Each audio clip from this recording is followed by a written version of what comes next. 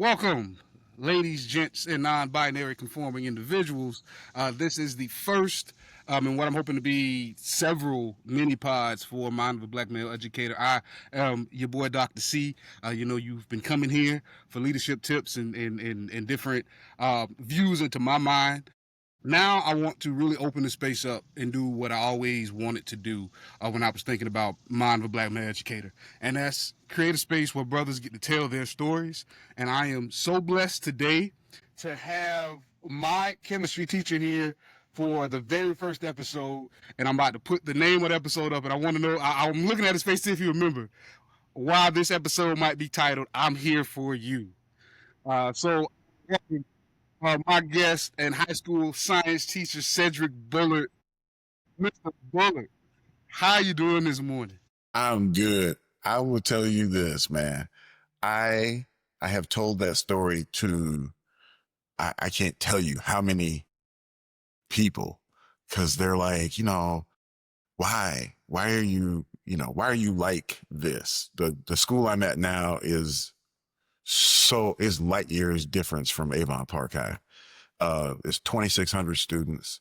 It's 70% white.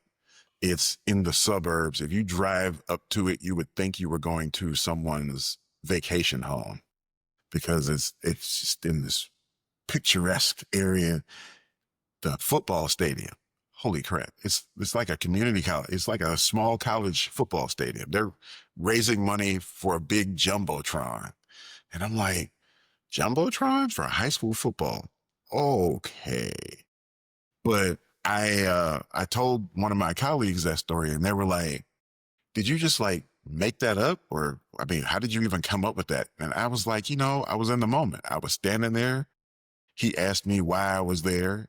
And I said, I remember telling him, I'm here because I work here. And they were like, that is so you. But then when I explained it to him, and then that was my mantra for the next 15 years was, I got to be that. That's what I need to be. If I'm going to be in the classroom, that's what I need to be, is here for them. And so everything got easier after that. And I need you to think about this. I was 15 years in at that moment. I had already had 15 years in front of me or behind me. I should have known this, but before that moment, before that question. Wow. Yes, I love the title. And for the uninitiated, Mr. Bullard was my chemistry teacher in high school back in Avon Park, real small rural community. I like to tell people when they ask where I'm from, well, when I was growing up, we had more orange groves than people. The orange groves have been cut down substantially, but I still think that they outnumber the people. So Mr. Bullard was actually my second ever black teacher. K-12. My first one was in middle school. My history teacher, who was also my dad's history teacher, again, to give y'all a sense of how small this town actually was. And I just remember seeing this brother, not a coach, which is what we typically see for black men, right? And a hard science with clearly the knowledge, right? Clearly he had the book knowledge of what he learned. But then also Mr. Bullard had that experience, right, as well, because he came from the military background. So I was just confused with them, like, hey, man, out of all the places you could possibly be as an educated brother, why did you choose Avon Park High School? And that simple answer was like, it also propelled me. You say it gave you 15 more years. It gave me a career because that was my default. When my students would ask, why are you here, black man teaching English? Some of my students would be like, we didn't even know black men read books. And I had to tell them, well, we wrote them too. Like, Jimmy, don't sleep on James Baldwin now, right? Oh, yeah. Yeah. We wrote books too. Absolutely. I will tell you, the process of educating students in general, but black students, has not changed from that day. That there is still a large number of black students who I am still their first or second.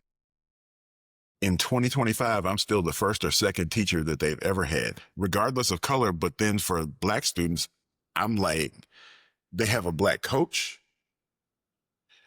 They have never had a black teacher, or if they did, it was for like the classes that I will call underwater BB stacking. It's something that they could get through real easy. And okay, the person just happens to be black. But like you said, you walk into what everybody is in agreement on, that chemistry of all the sciences is just mind-boggling. That you have to walk in, see me, and then go, wait, he knows, he's not making it up. He knows what he's talking about. He feels comfortable in this space. And how do I do that? And I met a counterpart of yours, I'll say, this last semester, running back for our football team. And he would just sit there the first couple of weeks and just kind of stare and be like, and you could almost see these questions forming in his head. And so me, him, and one of our lacrosse players, tall white kid, would start having these conversations at the ends of classes and things. And it was just eye-opening to be able to talk to this kid, but be using the similar thought processes that I used in Avon Park in this school that is not struggling for money, for resources. I taught AP chemistry this year. Remember that? Yeah. Yeah.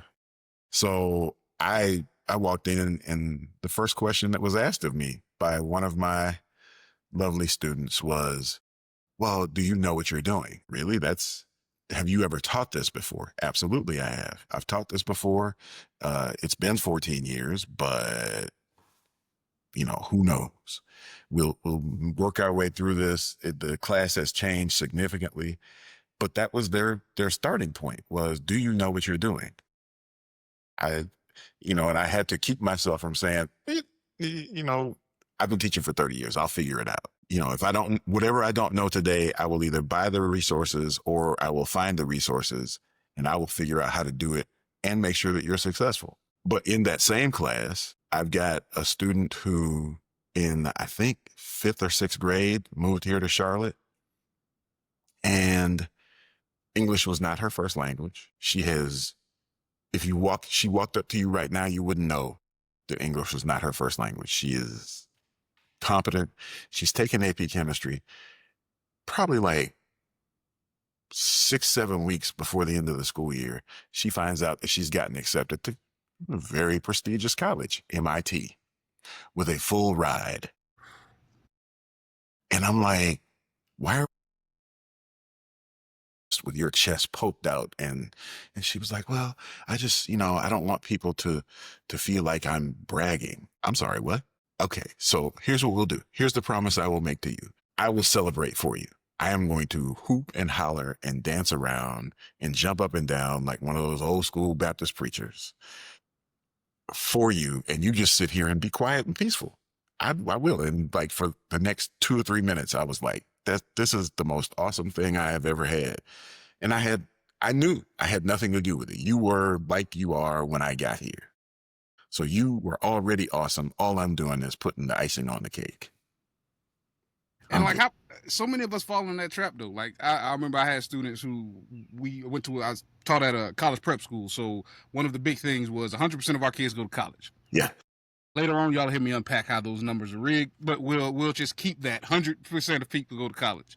But I would have my students, they'd be like, I had one was going to Prairie View. And she was like, I'm going to Prairie View. I was like, no, you don't understand. One, I didn't go to HBCU, but my whole adult life, undergrad and graduate school, yes, I wish I had. I wish that was a decision that I had made. You need to be more excited about what you're going to be able to get from this. You don't understand how much of a rarity it is to go to all black spaces. Yes. In the year of our Lord 2025. We don't have those anymore. And I wish we did. I wish we had more. And how that is going to could uniquely influence how you look at the world. Just mind-boggling how that's true.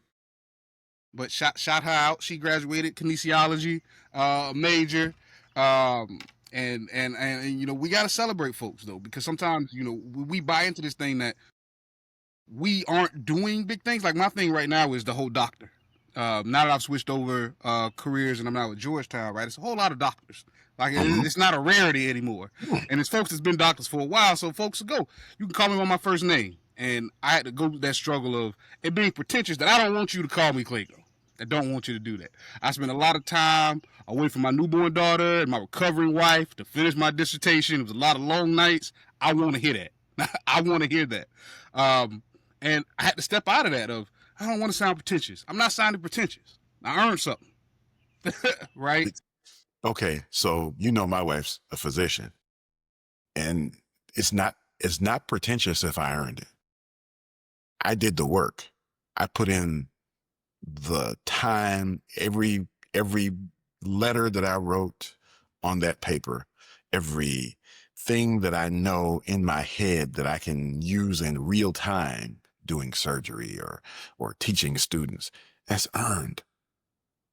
I the worst thing that anybody is ever going to do to me is to allow me to get my doctorate, and then there will be two Dr. Bullards, and I'm a big proponent of running down the street and yelling at the top of my lungs, I am successful.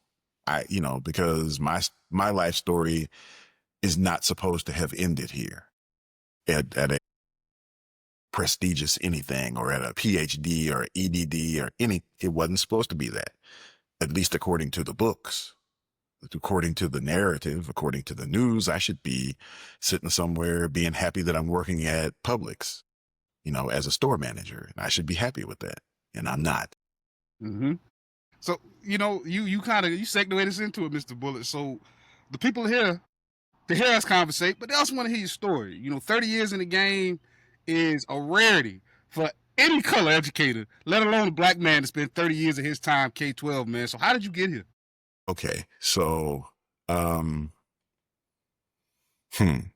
start in high school. I went to a high school in Houston, Texas, 1,500 students, 4 black students. Okay. So I told that story my last year at Avon Park, and one of my students was like, Mr. Bullard, you got called out your name every day of the week. I was like, no, they took Tuesdays and Thursdays off because, racism is tough on the body. You got to get some rest. But growing up in the South, it's just everywhere. Everything you do, every move you make, every breath you take, it's there. And so I recently told my mom that she was like, have you ever been back to your high school? And I was like, Mom, I want to be clear on this. I would go back to Saudi Arabia before I would go back to my high school. Because in her mind, I put you in a great position to be successful in life. I put you in what was at that time a very good high school with teachers that cared and this, that, and the other. And don't get me wrong, I had some teachers that were not all in on me being so dark in their room, but they still taught me one way or the other. There was nothing that really kind of stuck out as I was accepted here and in this space. And so the shirt that I have on is the first school where that was appropriate, New Mexico Military Institute. That's where I went to after high school. Got there, and it was still mostly white, but it was also the first place where I saw black folks from other states, California, Colorado, Oklahoma, Arizona. And it was like, wow, we naturally gravitate to each other in spaces that are uncomfortable because we know that the other person knows exactly what we're dealing with. So we did. We gravitate to each other. We still are in contact. So I left there, and my mother said to me, she has had 2 conversations with me that have uniquely altered my path in life. That was one, was I was talking about going to the University of Arizona, University of New Mexico, Eastern Michigan. And she was like, why? You have spent high school and your first 2 years of college in a white space. You need to go be around your people. The choice was given to me to go to Prairie View or to Texas Southern. And I didn't want to go to Texas Southern because that meant that I would be staying at home.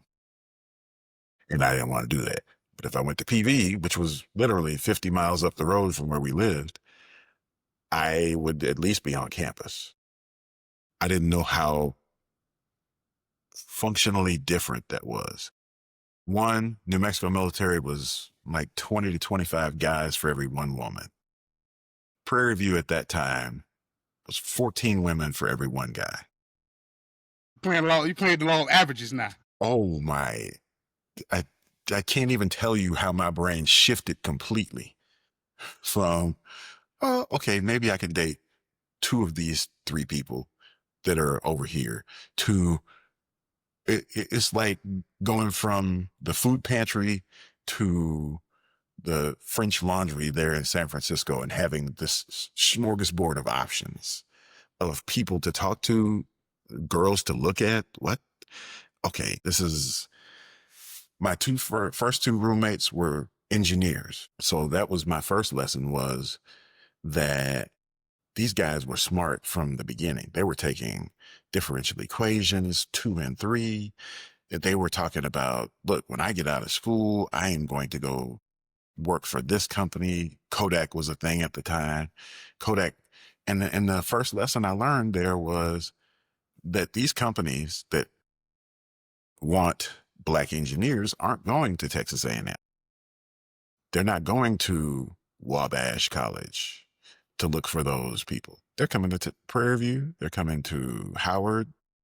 Why? Because if you go shopping for produce in the grocery store, you're not going to go to the meat market. You know, I want this. I'm going to go over here. So guess what that is? DEI. Now that was back in the 80s and 90s. So you can get rid of the letters. Can't get rid of the concept.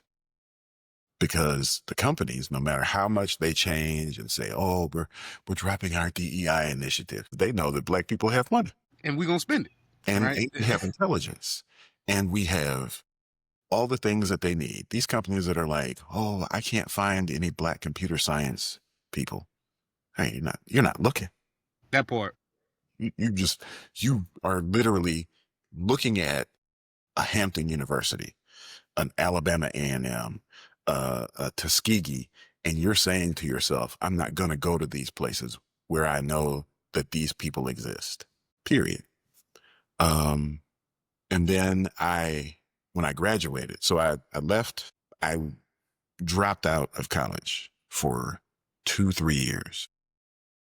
And then the military reared its ugly head because I had signed my ROTC contract when I was in New Mexico. So the Army came, hi, we're ready for you to go to officer basic course. So I said, okay, great. They give you a wish list. I choose to go to everything that is as far away from the front as possible. And they look at my transcript and they go, oh, biology and chemistry. Chemical core. What do we do? Nuclear, biological, and chemical. These are the 3 ways we can kill people. What? Okay. So I go there, and I get home from there after, I think, 4 months of training. Get back to Houston. I go back to work. I'm working at MD Anderson. And they say to me, so we're back again. We need you to go ahead and join this unit in Fort Polk because you're getting ready to get shipped over to Saudi Arabia. This was Desert Shield. Yeah. Oof. Yeah. I'm 20. Oh, let me think here. I'm 23, 24 years old. And they're telling me, yeah, you're getting ready to go into harm's way. My mother is losing her crap. She is like, you're an only child. You should not have to do this, blah, blah, blah. And she writes all these letters because my mother is getting ready to be 80 in December. And she is still going out in Oakland, California to all these protests. She and her very Italian husband are out there protesting, holding signs to the point where my sister has bought them stools. Because she's like, you 2 old people are out there standing up and chanting. You're too old to be standing up and chanting. You need Somebody got to do it. I get it. I can't. you from going to do it. I need you to do it safely because I don't need to be getting any calls at work that are like, okay, we have these two old people in the hospital and then they claim to be yours. Come get them because they're driving us nuts. But I came back from that with a different thought process of life. Because when you sit in the desert and people are shooting things and your greatest fear is that you won't get to see your mother again, um, you everything changes. So when I got back, I took that summer to find myself a place to live and all that. And I was like, I'm graduating. This is some crazy mess. I have no direction. Let me go finish my degree. Finish it, get the job at MD Anderson as a research assistant. Now I was a nurse's assistant before. And I hate research. I absolutely hate it. I'm just like, wait, what was I thinking? This is dumb. I can't do this. I leave there and get a job at Dave and Buster's. Shout out, Dave. And I'm talking Dave and Buster's, not like it is now, but back when there were only two, one in Dallas, the original, and one in Houston. When Dave and Buster used to come visit the stores, like once a quarter, they would just show up and be like, hey, how you doing? What's going on? What can we do to help? What?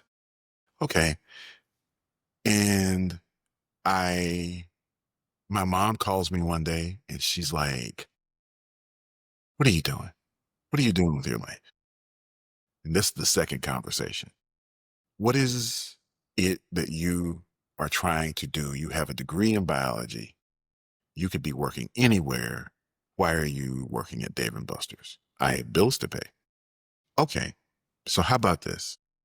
She has already called Texas Southern, which I lived around the corner from at the time, called the education department and was like, so when is the next teach-in? Okay. So she says, so it's next week. You need to be there. They're expecting you. I'm sorry, what? Why are they expecting me? Because I told them you were coming. Shout out to all the moms. Oh my God. That only a black mother would do that. Yeah. Only a black mother would go, so get your suit, get yourself dressed and go over there and talk to these people. So I go, there's like 50 different school districts from around Texas, Eastern Louisiana or Western Louisiana. None of them. They were like, oh God, your resume looks fabulous. We love that you've got a degree in biology and we'd love to have you teach as soon as you get your certificate. Okay, great. The last table I went to was St. Lucie County from Florida. And I walk up, I'm tired, and I show them my papers, and we're having this conversation. And at some point, one of the ladies pulls out this piece of paper and hands it to me. And I'm like, this says I have a job. She's like, oh yeah, you're hired. All you got to do is get to Florida and come and interview and figure out which school you want to go to teach. And we will take care of the rest as far as your certification. We will get you a temporary certification, blah, blah, blah. You had me at hello. I have a job. I just showed up with this paper. I have a job where I'm going to get paid every 2 weeks all year. What? I'm a broke college student. So my two friends and I rented a vehicle, drove down to Florida, a convertible. So imagine 3 black men driving through Louisiana, Mississippi, and Alabama. And the Panhandle. Don't forget the Panhandle. Don't gotta forget get through the Panhandle. all the way down to the East Coast, just north of Jupiter and West Palm. Oof. Yeah. Because, when you're young and stupid, you are young and stupid. So we get there. They both go interview as well because, we're here. Why not? I'm the only one that accepts a job. So we get back to Houston and it's like, okay, what do I do to get back to Florida? I have no car, no place to live, and Dave and Buster's money. I got nothing. I'm a smart guy. Let's figure this crap out. I pack up my stuff, I gave away all my furniture. Parts that I wanted to keep, I had put in storage at my aunt's house in her garage. I'm like, okay, I'm good. 6 boxes, 2 suitcases, Greyhound bus. So for the young folks who may be listening, the Greyhound bus was a very good source of transportation back in the day. You can get to and fro for relatively nickels and pennies. Yeah. But it was not comfortable. You were not paying for luxury. Absolutely not comfortable, but you were happy that you were moving faster than you could walk. That part. And hitchhiking was never a thing. And I got to the hold on one sec. The first year in Florida, again, no money, no place to live. I called the district office and talked to my point of contact, and she was like, "Oh yeah." A black one was like, "Yeah, I got you. I'll get you a place to live, and then this person will get you to work." So, and I started working, ended up moving in with and rooming with one of the other new teachers who was a football coach with me. So, and I didn't know anything. They handed me a teacher's edition and a grade book. And we're like, "All right, here's your room. Here's the keys.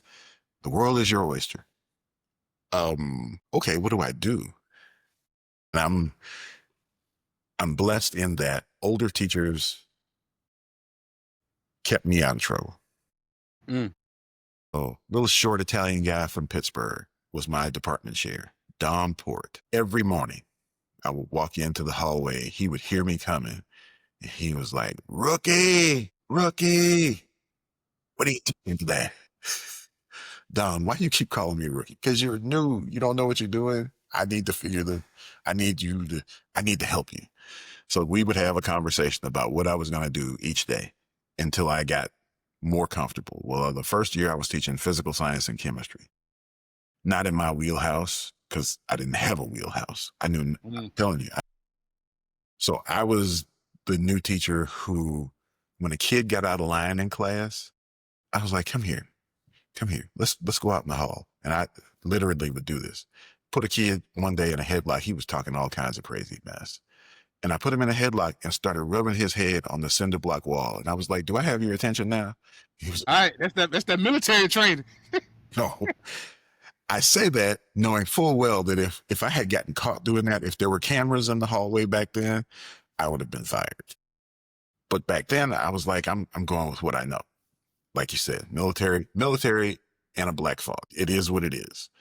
But I got respect from the students, except for the one that did the marijuana transaction in class where I could see it.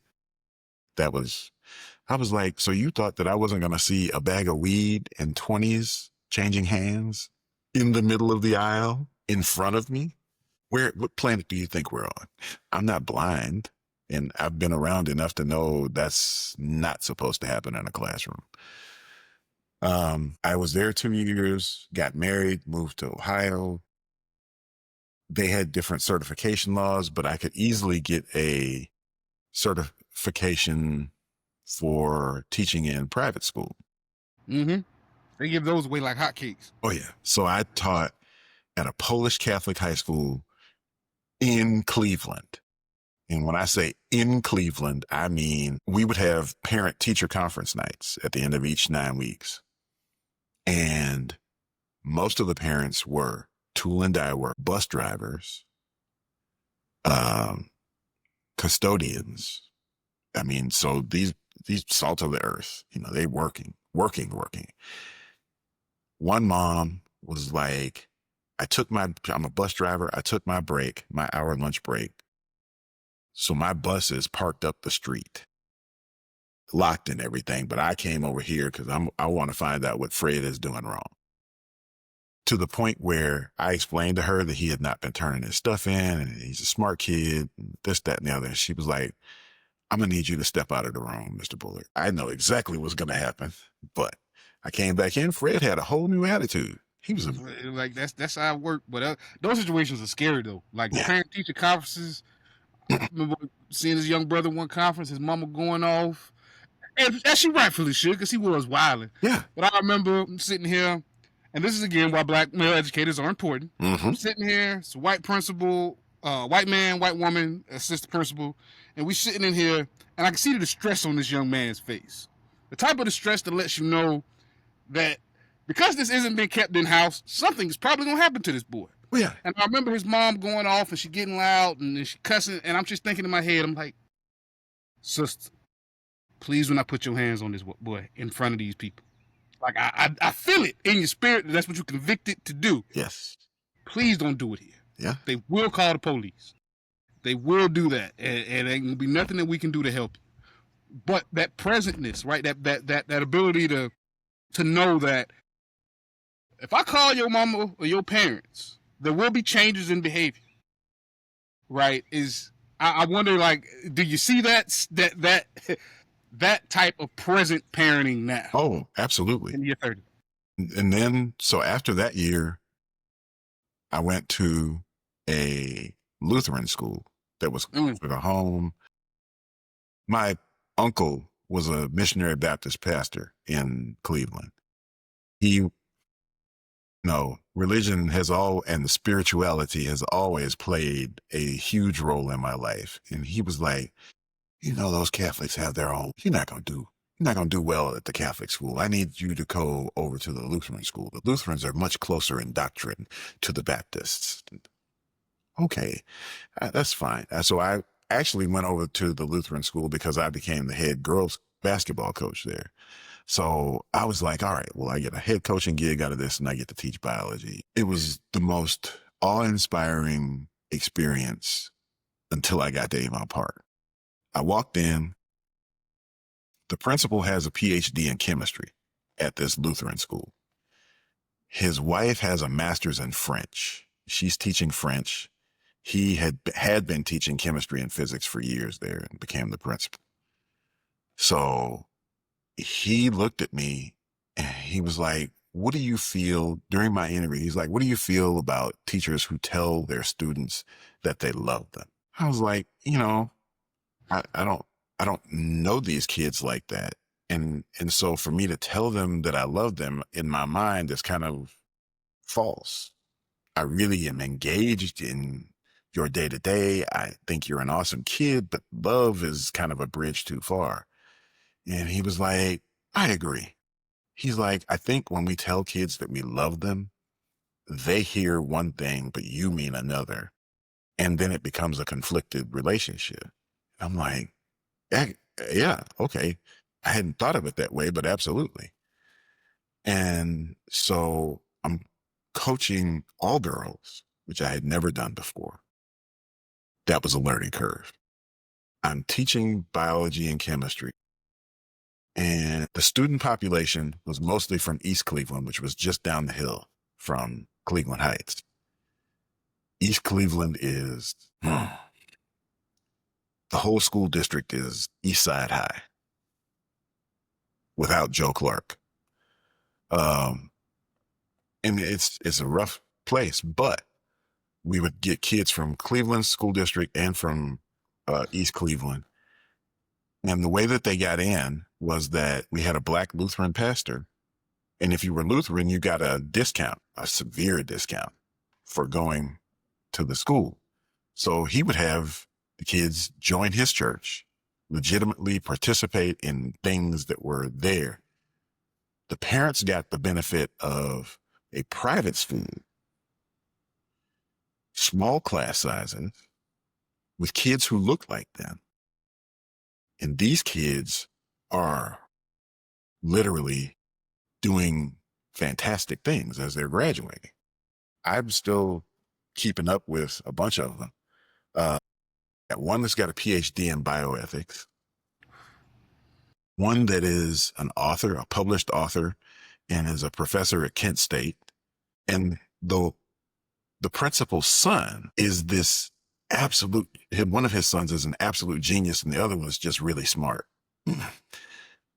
So the kid who's the genius he has a degree from University of Rochester in astrophysics and piano. He sat down at the piano one day when he was in like 6th grade and just started playing. not because somebody taught him, but because it was just a gift that he had. And so when he got to high school, they was able to learn from the music teacher and all that. But this kid was like, I like playing the piano. He was undiagnosed with autism. It just, we all knew it, but just didn't know the vocabulary for it. But in that space of mostly Black children, 80% Black, he thrived because he didn't just learn, he learned how to empathize with kids that were not looking like him, that were in need of a friend sometimes, help in science and math. So he and this other white kid would just be like holding these impromptu study sessions after school in somebody's classroom and be like, all right, so we're going to take you through this and we're going to get you through what? And it was the most natural thing in the world for that to happen in that small space. So when I hear people tell me, well, small class sizes don't really matter. Horseman.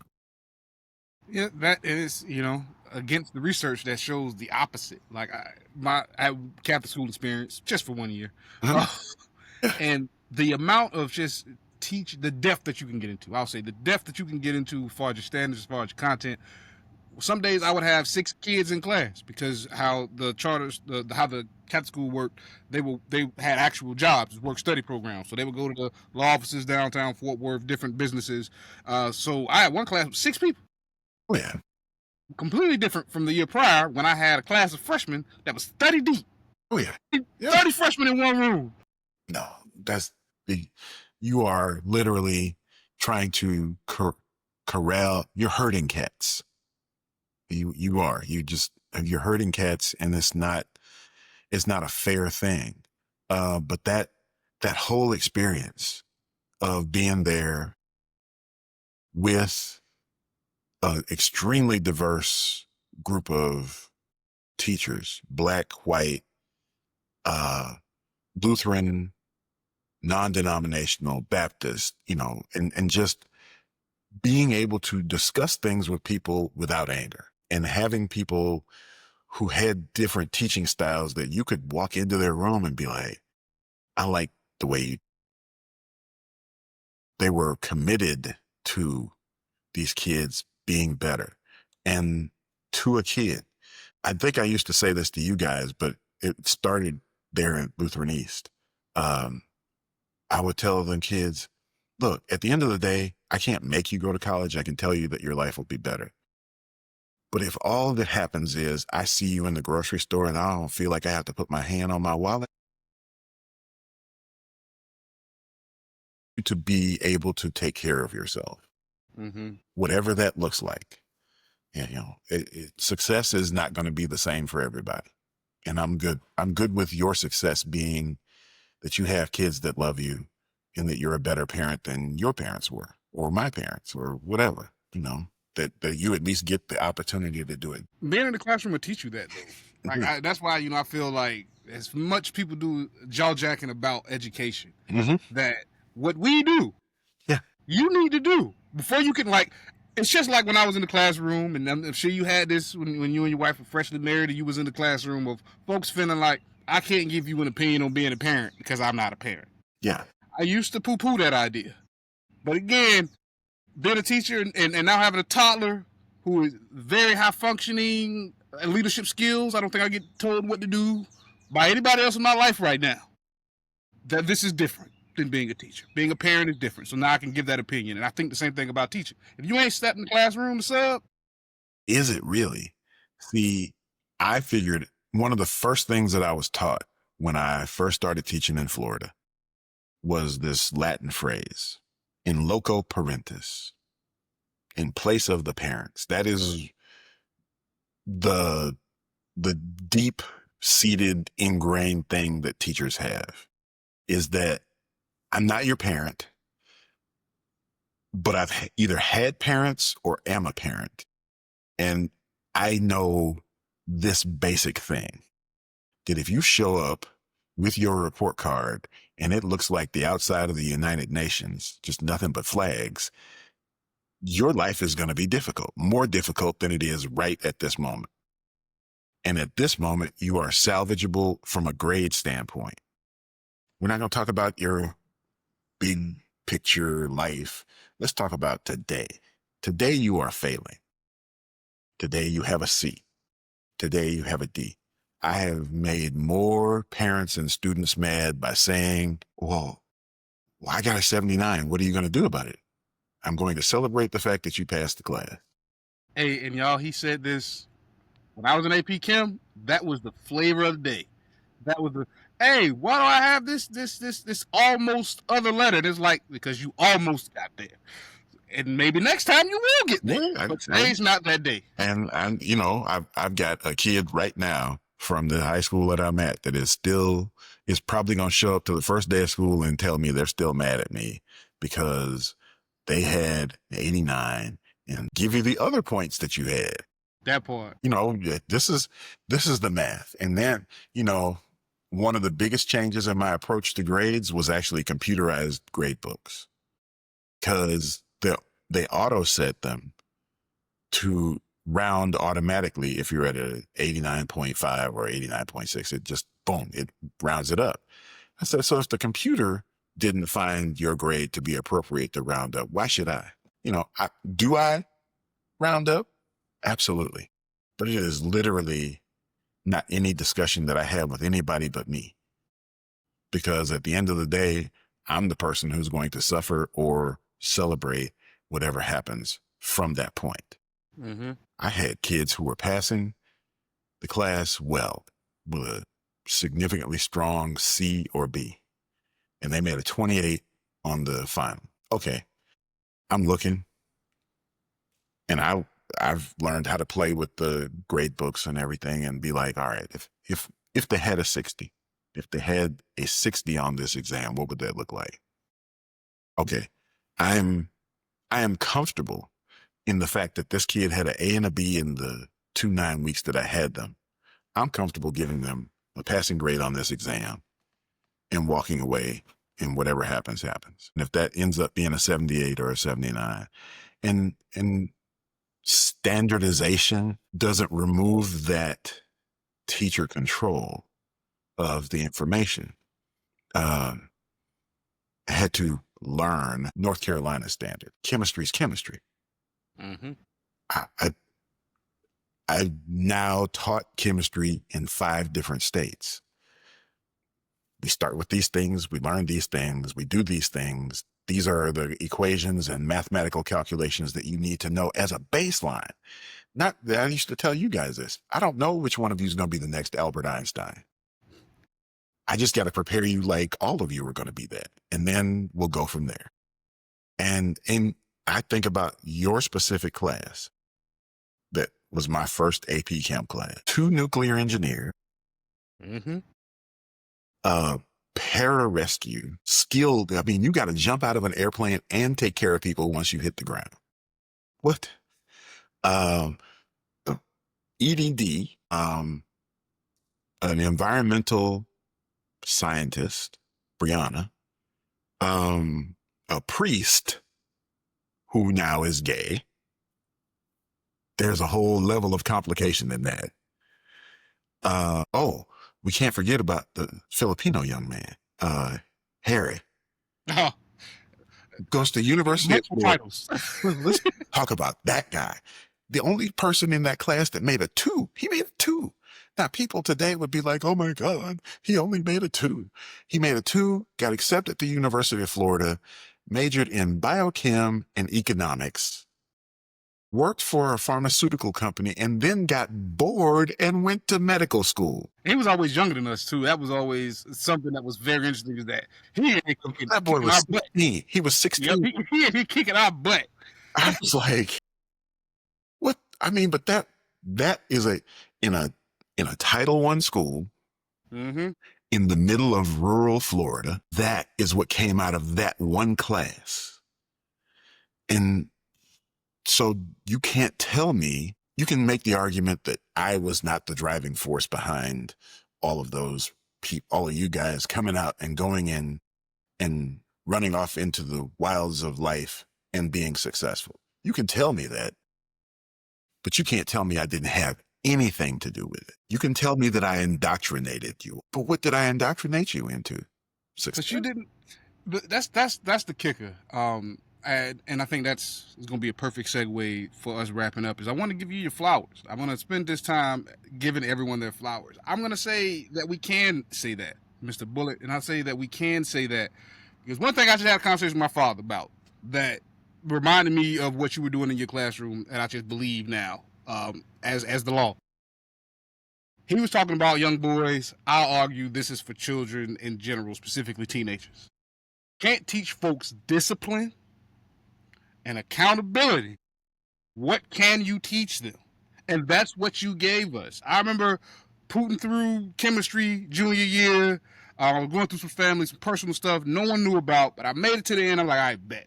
So senior year, I busted my behind freshman, sophomore, junior year. I don't have to take nothing hard. Senior year, I'm done. I got my college credits. I know I'm going to college. I'm not worried about that. And I remember you was going around end of the year. You were trying to figure out who was going to be in anatomy and who was going to take AP. And you asked everybody what they wanted to do. And when you got to me, you said, so you're in AP chemistry, right? And I'm like, no. And you're like, but you're in AP chemistry, right? As you're filling out the paper to say that I'm in AP chemistry, it's like, I bet, I guess I'm in AP chemistry. And that's what you gave us. You gave us a teacher that I can say, you, Miss Ben, Miss Love, really had this quality of, we see the potential in y'all, and if y'all ain't gonna get there on your own, we gonna drag you. Like Miss Baird and Miss Jones was big on that in crop. Like, y'all finna go see these HBCUs. Even if you don't think you're going to college, you going to FAM, Florida, you finna get this history. Yes. Miss Jones was a force of nature. Wasn't she? I love Miss Jones. My grandma neighbor for the longest. But I need you to think about the combination of forces that were there at Avon Park that are unique in education. And for me, from 30 years of teaching, you all, when I got there, had 33% Black, 33% Hispanic, 33% white student ratio, and the same for faculty ratio. You all, and it was this plethora, and it's still to some degree or another there. It's, the sands always shift, but really, there's always a Black teacher there. Ms. Barrett is now the graduation coach. Our graduation rate went from 82 to 87% in 1 year just because she was the graduation coach. And when parents came in and started yelling and, my kid, and she was like, stop and let's have a real conversation about why your kid is possibly not going to graduate and what we can do about it. Mm-hmm. Let's real talk, because that's her thing. I'm not messing around with all the emotional, and I love this kid. This kid is wonderful. So now that we've removed that, she is doing this. And if they would just do this, they'd be fine. Right?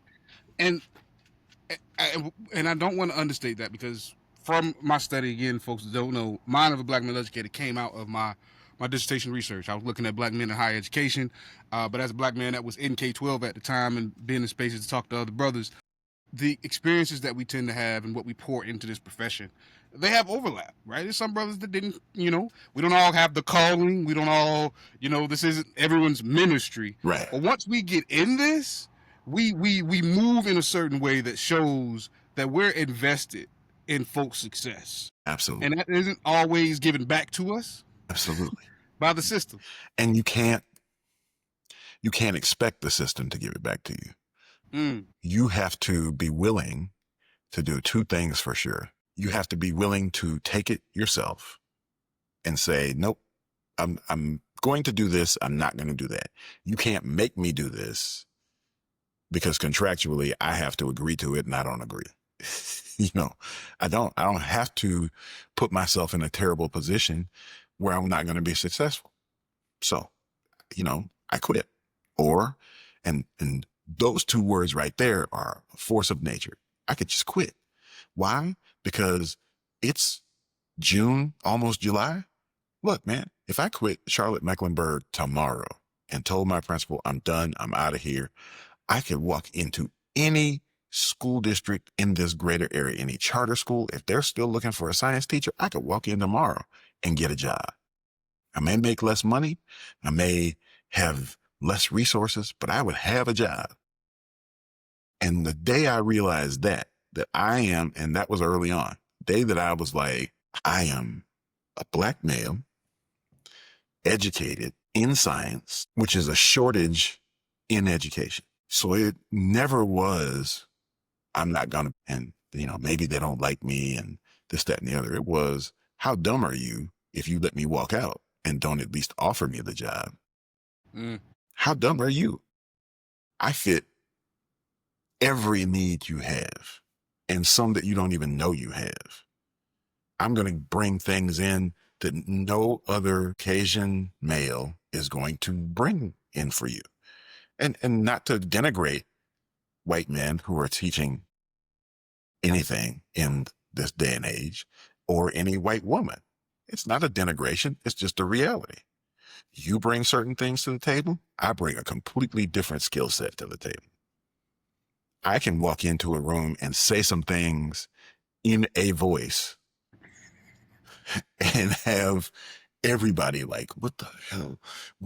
You remember the poll? Was I using that? I don't remember the poll, but I do remember you pulling me and Charlie out one day after he had got hit with academic dishonesty. And I let folks know now if you don't like strong language. But again, this is the things that you can do when you have relationships. You looked at him, you looked at me, and you said, what the fuck is wrong with y'all? And that, we was like, you can talk to us like this? Yeah. And you was like, no. No shock. I want an answer to my question. And people are like, why? You left the rest of those kids in the class by themselves. I'm not worried about those two. Those kids in there, where are they going to go? They got to come out this door to get by me. So that's not a problem. What if they sneak out through the back? Whatever. Least of my concerns. My big concern right now is these two knuckleheads. Being knuckleheads, right? And catching us right before it got out of control. Exactly, right? We know what the worst of it can look like. Mm-hmm. And again, to give you your flowers, I've always appreciated that. I've tried to, I had a very similar conversation with a young man my first year teaching. As I watched his friends talking into doing stupid stuff, and he get in trouble, and everybody, they point at him and say he did it. And I called him, I say, man, you see, you have influence amongst your friend group. Mm-hmm. But you're letting them make an ass out of you with that influence, and I'm confused on what you're doing. And it wasn't until, again, 11th grade year, at 12th grade year, he come back and he's like, he remembered that conversation. And he's like, after that, I stopped letting them put me in situations to get me in trouble. And like, I wish we hadn't had to have that conversation for you to realize that's what was going on. When so now it goes back to what you learned in all of your education courses, and how do you actually apply that to your day-to-day existence? I know that teenage brains are not fully, all the pieces aren't fitting together the right way, and they're not functioning at the highest level all the time. Great. And so what do you do with an old school computer when it doesn't work? And that doesn't have to be a physical thing. It can be a conversation. It doesn't have to involve foul language. But when you're dealing with a certain subset of students, you got to feel that. And I had that conversation with white students at Avon Park. I, was like, you're not that dumb. I don't know how smart you are, but I know you're not that dumb. And they would be like, well, are you calling me dumb? Yes. And here's why. I have evidence. It's science. So everything I do is evidence-based. If I have a conversation with you, it's because in the moment, I think this is the dumbest thing I've seen you do, and I haven't known you that long. I would love for more Black men to just feel comfortable, even if you're not in education, you are in education. You are the things that I learned as a child at my grandfather's feet in my grandfather's church, from not just from him, but from deacons, ushers, custodians, One of the first real lessons that I took with me into education was the ladies in the office and the custodians run the school. Mm-hmm. Gotta be your best friends. If anything breaks, if you need any paperwork done, those are the people that you're going to go to, and you need to be nice to them. How nice? I don't know, but I went to Crumble the day before our last day as a faculty together, and I bought 3 of those little mini cookies and, just chose 3 different types and walked into our office and handed that box to one of the 3 ladies and was like, "This is for you 3." She almost burst into tears. And I was like, well, "Why are you crying?" She's like, "Because nobody does that for us." Why? Because people are like, "Why are you all always fussing about people not seeing you?" They don't feel seen. That part. When people tell you that they don't feel seen, you don't ask, why don't you, like, what am I doing? It's the follow up. Well, what am I doing, or what can I do to make you feel seen? And I think our default is to go, phooey. But it cost me, I don't know, $5, $6 to brighten their entire day and make them feel like, now, guess what? Next year, when I go back, I don't know this for sure, but I know I'm right. I can walk in and ask for something that I'm not supposed to have and get it. Mm-hmm. Because they're going to be like, this guy likes us, knows us, sees us, thinks that we are an important piece of the overall machinery of the school. My wife will tell the story of Miss Wells, who was the administrative assistant for our principal in Cleveland at Lutheran East. My wife was in residency. We had a child. I was coaching, the head coach of a basketball team. We were going through it. Brand new, newly married, maybe a year and a half. And she would call, and she was the first Black resident, one of the first Black residents ever in her residency program at the clinic. And it was like, it's rough. And she would call wanting to talk to me. And Miss Wells would answer the phone in this very sweet voice and say, "Well, Dr. Bullard, is everything okay? What can I do?" And her whole goal in doing that, I found out later, was she knew that if I had gotten the screaming, crying wife, I was going to be like, and she was like, I just really wanted it to be a conversation that she had with you and not her freaking out. And so I always felt like she's such a wonderful person and she's such this and that. And well, okay, you just met us like 3 months ago and you already have sussed out that my wife is awesome. Okay. I'm in the right spot. I'm in the right spot. Eh, How do you know when you're in the right spot? When care about your well-being. Mm. That was why it wasn't, I don't know if I ever told you this. Mr. Guthrie, you remember him? Mm-hmm. Remember? When he interviewed me, he was like, "You're not one of these folks that's going to come here for a year and then transfer over to Sebring." And I was like, "Look, I have no allegiance. I am a hired assassin." So I said, "Here's the promise I'll make to you, Mr. Guthrie."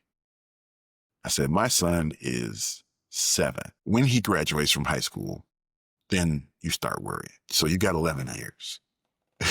He looked at me like, "Okay."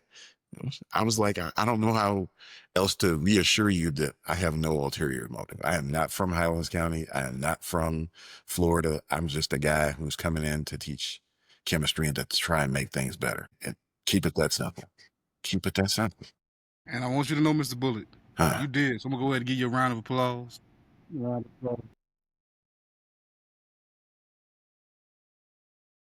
made a huge difference, boss man, and I thank you for continuing to make that difference. Again, it's my very first guest on what was supposed to be a mini pod, but y'all getting the full clip, y'all getting the full pod experience. And I thank you for spending some time with me this morning and spending time with our prospective listeners. And But guys, again, this is a space for Black men to share their stories. I want to give you the last word, man. What is something that you want to give all the new Mr. Bullets who are starting off with your 30 years of experience?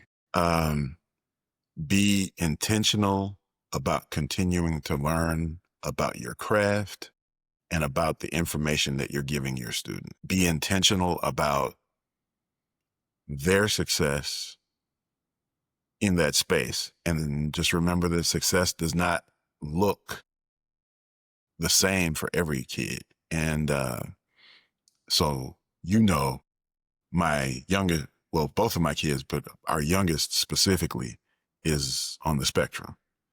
And we used to go to these autism conferences. And the one thing they used to repeat all the time is if you've seen a kid who is on the spectrum with a certain diagnosis, you have seen one kid with that diagnosis. And I started applying that to my classes because people were like, well, my kid has a 504 and an IEP.